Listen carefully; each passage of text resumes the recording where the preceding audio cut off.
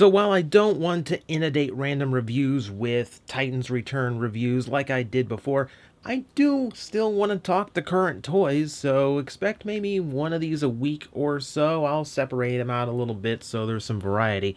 But we are going to discuss current product here, and this time it's going to be Mindwipe, the one I was probably looking forward to the most out of Wave 2 Deluxes, and I don't think it disappointed me. So as you can see, just like G1, he is this big mechanical bat, though I think this pulls it off a lot better as it does have a lot more proportions more akin to an actual bat, as well as some major advantages. As you can see, it is cast mostly in a very nice shade of purple, along with some black plastic, and a little bit of brown here and there. And the brown is mostly a softer brand of plastic. You can see everything has a little bit of flex to it. That includes the head, little winglets on the back, as well as the tips of the wings here. In other words, most of the stuff that sticks out and could be easily broken otherwise. I don't mind that, as long as it's used as a necessity. Soft plastic really doesn't bother me too much, and I can see where it would be necessary in these situations. But as you can see, the toy does a great job of just really getting that transformation down right. You can pretty much guess how it's going to transform, and it's extremely clever how they dealt with the wings, which traditionally wings, as we know from Seekers of many, many years, wings are sometimes the stickler when it comes to a Transformer design. Usually there's very little to do with them. Here, they have actually figured things out. So, proportionally, the bat does have a few issues. While it definitely gets the form better than the G1 toy, there's a few things that kind of irk me. You know, for starters, the legs do seem to stand pretty wide out. The legs are not really connected to the body in much way. Little stems here on the hinges and ball joints, but I don't know, it feels like they should be much more underneath the body than they are. Also, since these are going to connect as the legs at some point, you do have these thighs sticking out as the actual shoulders of the bat, which do create this little strange positioning for him. Those are like more minor nitpicks. I think the only major nitpick is the fact that it's meant to be a bat standing up, which means that even though he does have some articulation that would be good for it, no flight poses. There's no hinge in his neck that allows his head to actually crank up and actually like fly out this way, which would have been really cool, but unfortunately no can do. But hey, I will take it for what it is. What it is actually a really nicely formed bat, nice thin wings, which you usually don't expect out of things like this because they usually have to bulk them up to be some extra part. What I like about it is the articulation level. Now, I will say the articulation in the main body, not so hot. You get a jaw that opens and closes, but that's pretty much it as far as that goes. And you also have this piece here. You can see from the molding there that it's actually really wants you to leave the legs and the wing connected together. The only real articulation you get is the hinges, which 1, 2, 3 on each wing. And this does allow for a great bit of flapping, which is why I'm upset that there isn't a flight, because this would have looked really cool on a flight stand, and you know, you can actually like close him up and have him like roosting. Do bats roost? It's a bird thing. I've never even thought of that. I've never actually thought what you consider when a bat curls up on itself like that. But hey, I do like that he has enough articulation to kind of do it and kind of get away with it. So let's see. Can he do anything else? Not really. It's just a really well-formed bat.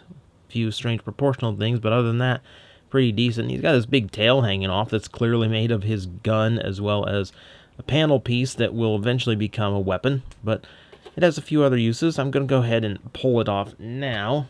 We'll go ahead and take a look. And much like some of the other figures, it is actually a little, I guess a little sled is the best way of describing it. It does have a seat for a Titan Master, as well as a peg there at the bottom to hold it in place. And it can kind of scoot along, claws out, stabbing anything. Mostly just taking out ankles now that I think of it. But hey, as a Titan Master, you do what you do for your cause. That, or it's like some really elaborate like roller coaster ride where flip down the bars and remain seated until the ride has come to a full stop, and then just gun everything down that refuses to follow these rules. But yeah, for now, it's a nice little accessory piece, and again, lets you play a little bit more with the Titan's kind of design style. Which is one thing I will say this lacks. For as great as the molding is, I love all the details molded into the wings. No pegging for the actual Titan Masters to ride. So this is one of those toys that doesn't really play as well with the gimmick, which is one reason why it's good that it comes with that sled piece. Let's actually get the Titan Master out. And this guy is not pleasant to get out. I have to pull down on his, like, push down on his knees, pulling outward at the same time. It's a weird motion, but kind of starts to help wiggle out his legs from that little peg inside, and then we can pull him out from what is appropriately a coffin-shaped canopy on the belly of the bat. His Titan Master, which the name eludes me at the moment, I'll probably put it somewhere around there or somewhere. But you can see the Titan Master is pretty basic. There's no actual paint on the figure itself, which is a little bit disappointing when they do. But for the most part, yeah, it's molded the way his original Headmaster was, so there's no real complaining there. And as some people point out, yeah, all the Titan Masters do have that thing where there's a big face hanging off their back. But it's just kind of a nature of the design thing, so I try to ignore it. Ball joints in the shoulders, ball joint in the neck, as well as double hinged knee and hip thing. Gives you pretty much the only articulation you're going to get out of this guy. So we're going to set him aside and focus on transforming Batli here. Alright, so to start, we're going to fold that head down into place and dislodge the wings from the lower legs. With that out of the way, these can go ahead and form up what the actual legs are going to be. So we'll take these, fold them over, and then this little piece will have a tab that can connect in and connect to a solid leg. Flip the foot down, and that is how you get a leg on this guy. Now, we're going to rotate that around into its final spot, and we're going to do that again.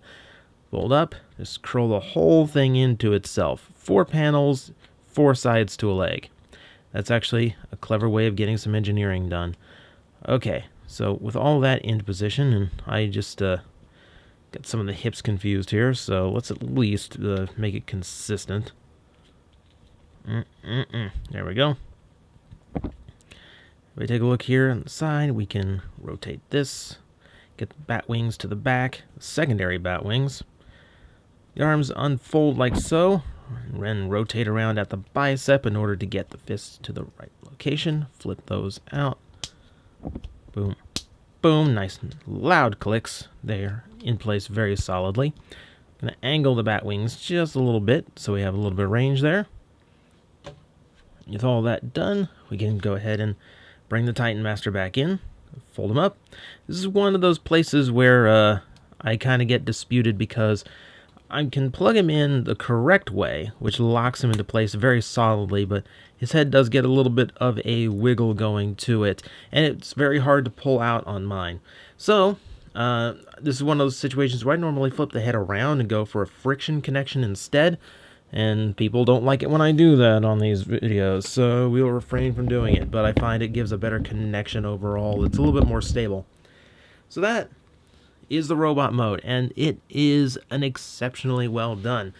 It's very hard to tell that this thing transformed into a bat at some point. It does an incredible job at shape changing itself. Very, very cool engineering. We're going to take a look at that Titan Master in the head mode now.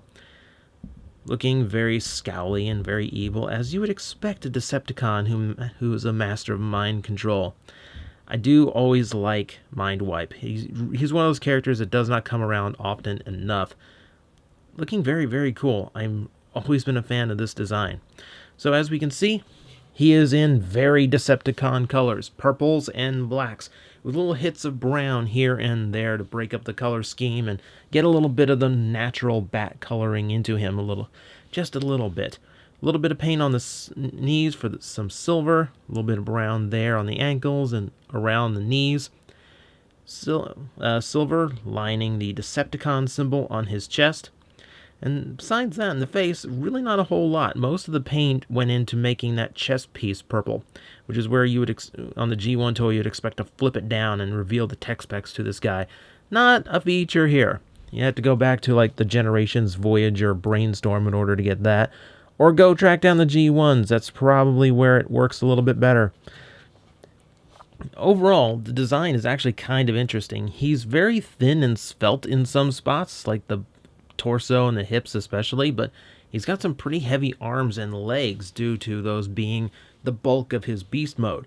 So he ends up having these powerful limbs with a little tiny body, and it's a strange shape. It's a strange proportion, but it kind of works for him because it's just a little bit creepy. Really kind of emphasizes the whole, brainwashing bat thing about him. He cleans up pretty well, too, since the wings pretty much become the legs. That deals with most of the kibble, but the only real thing about him is, he's got a big bat hanging off of his back. That's pretty much the only thing you got to worry about. Everything else, pretty good.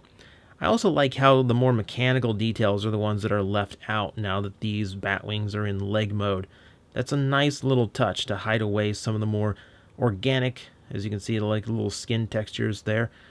They tend to get hidden to the back. That's a really, really smart design approach. A lot of little moldings on him that are really cool. So, what else can we do with him? Well, we've got articulation. He's a ball-jointed neck, thanks to the Titan Master's ball-jointed neck. Hinges on the torso as well as ball joints give his arms a great range of motion. Bicep swivel, rotates around. Great elbows. Double jointed, since they are part of his transformation, so that's 180 degrees. Nothing in the wrist, but we have a waist joint. Those are getting rare. I still want to see more of those. The thighs, fully universal and fully capable of being completely mixed up if you flip the legs around the wrong way during transformation, which you'll do every now and then. Bicep or thigh swivel works great. Knee joint works really, really good. He has a slant to the ankles, but not an actual ankle tilt, and they kind of rock back and forth on the hinge that they're attached to. So overall, outstanding level of articulation for a deluxe. Really, really into this guy. And there's some really cool poses you can get out of him. To enhance poses, we do have a weapon. I do like, this is a classic style of Transformers pistol. It's got a little bit of hollowness to it. It's got that bar hanging off the top, which is very G1. I know a lot of G1 toys that kind of had a little, like, half kind of loop extra handle thing. Just makes it look a little bit more complex, a little bit more high-tech, and I kind of dig that. Thanks to his double elbows, he can get some pretty dynamic poses out of the gun. But he also has, of course, this piece. This is a little bit harder to use as this big claw weapon slash double barrel gun. Use it as you will. I think with the claws it works better in his arm, though it hangs a little bit far off from the arm. I would have preferred it to attach closer in to give it more like a Vega Wolverine approach type thing. Or you can flip him down and mount it into his hand and take advantage of the dual barrels that are molded in.